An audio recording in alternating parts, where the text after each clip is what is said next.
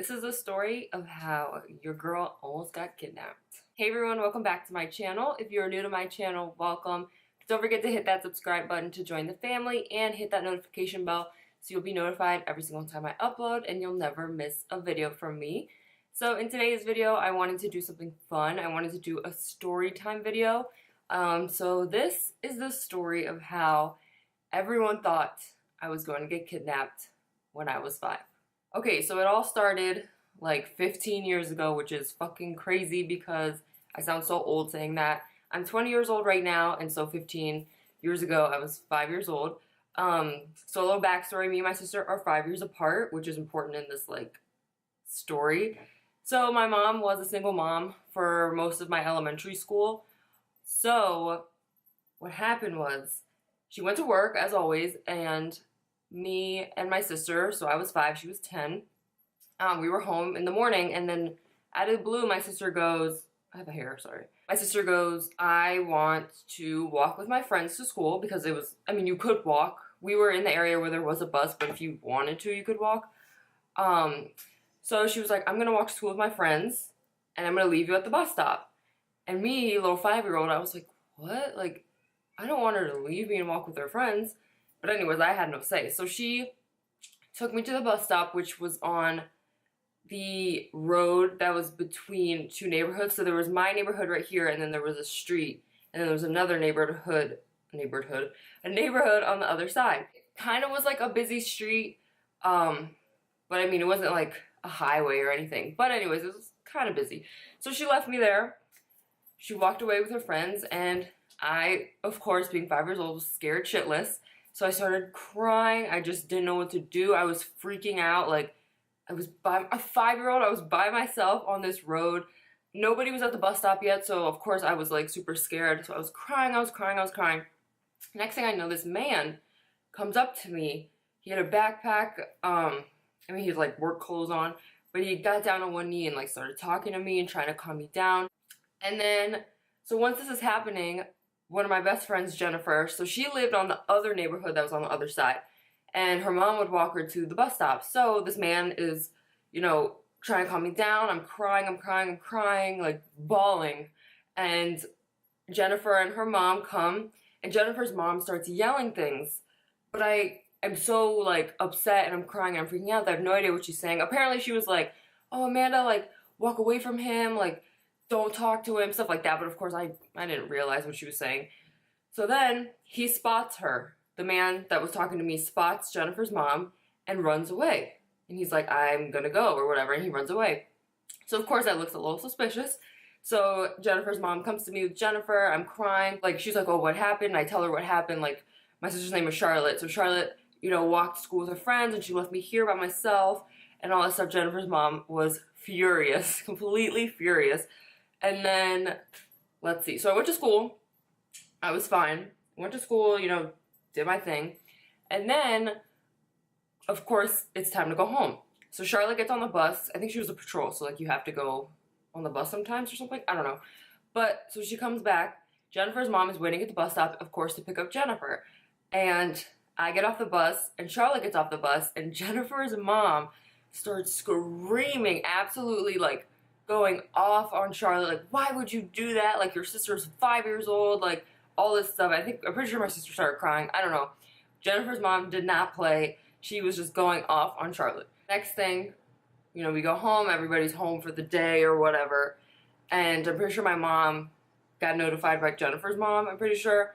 And of course, my mom was pissed, like completely pissed. I mean, like anyone would be, like a 10-year-old leaving her 5-year-old sibling at the bus stop by herself. Like, that's bad. So of course my mom, being the mom that she is and being any mom, she calls the police because there's like this strange man approaching little girls or little children that are by themselves.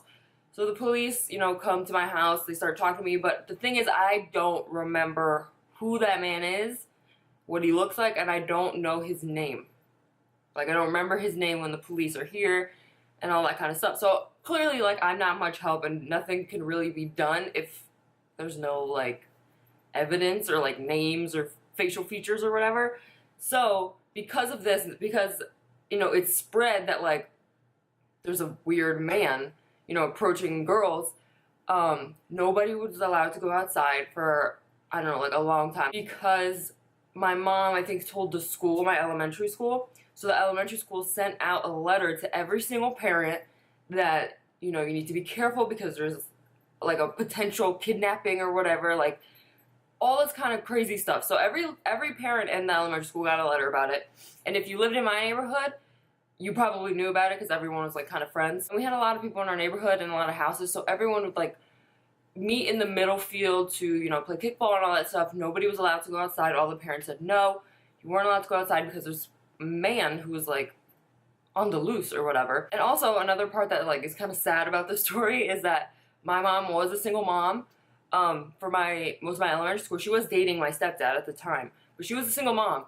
And the woman who's on the phone who worked at the police station apparently didn't take my mom seriously and blamed everything on her and was like, why did you leave your child alone? Basically telling her that she was a bad mother without like being like, you're a bad mother. So my mom was like furious and like crying because she was so upset. It was just so mean. So my stepdad got on the phone and was like, be more serious, like this is fucking serious, like nobody knew what the hell was going on, this is serious. And then apparently once my stepdad got on the phone, like they listened to him, which is kind of sad, but I mean, what can you do?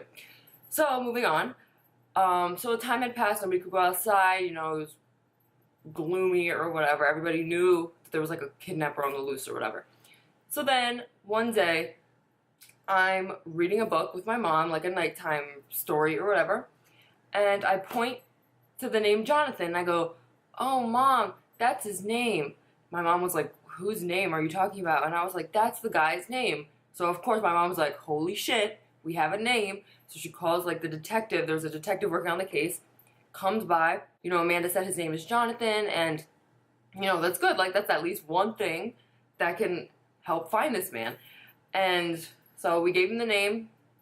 I mean, we couldn't really do much because it was just a name. But anyways, moving along, so we go, you know, about our days, and I see him walking. I think we're in the car, and I see him. I'm like, oh, Mom, like, that's him. That's Jonathan. And my mom was like, of course, holy shit, there he is. There is the man that was talking to my 5-year-old daughter. And she calls the detective one more time. He comes.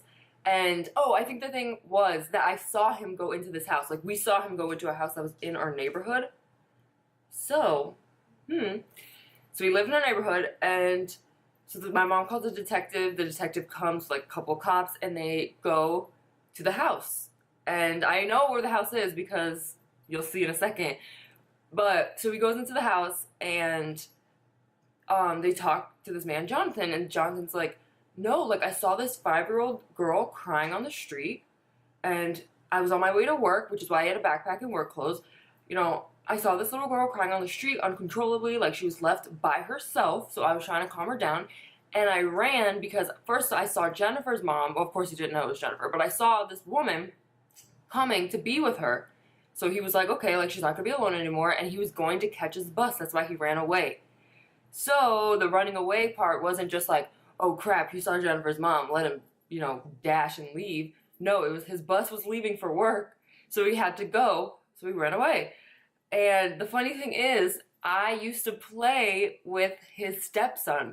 So Jonathan had a stepson. Me and Jennifer used to play with him. So after everything was solved and, like, resolved or whatever, my mom, being my mom, if you know my mom, you're like, yep, that's her. So she made a petition to move the bus up from that, like, main road, not even main road, but that, like, front road stop to inside the neighborhood. The people in the neighborhood said yes, they signed the petition, but I think the bus people or the school was like, no, it's not gonna work, the bus isn't gonna fit because, like, of the way that the neighborhood is shaped. And of course, me and my mom, you know, no, this needs to happen, look what happened to my daughter, we don't want this to happen again. So it worked, you know, she fought for it and it worked. So they moved the bus stop from the outside of the neighborhoods to the inside of my neighborhood. And yeah, it was a crazy story. I think it's just funny. I remember it vividly though, like seeing my sister walk off with her friends and I'm just like, oh my God, like I'm freaking out, crying uncontrollably.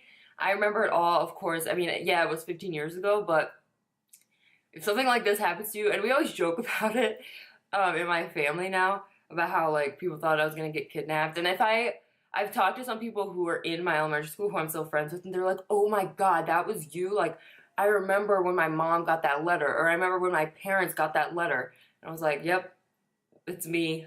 It's my fault. Not even, it wasn't my fault, but kind of.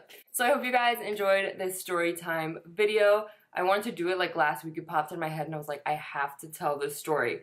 I know back then it was like a bad story and it was kind of scary, especially for all the parents and the kids, but now it's a funny story and I like to tell it just because, I don't know, it's just like, what? Like, why would this happen? Like, it was just like a whole mess. There's like miscommunication with everything, and it turned into this big jumbled mess. Thank you so much for watching, everyone. Let me know in the comments down below if you like this story time and if you like story time videos in general. I will try to, you know, think of some other stuff that happened to me that would be funny and like, or serious enough to tell. Thank you so much for watching, and I'll see you in my next video.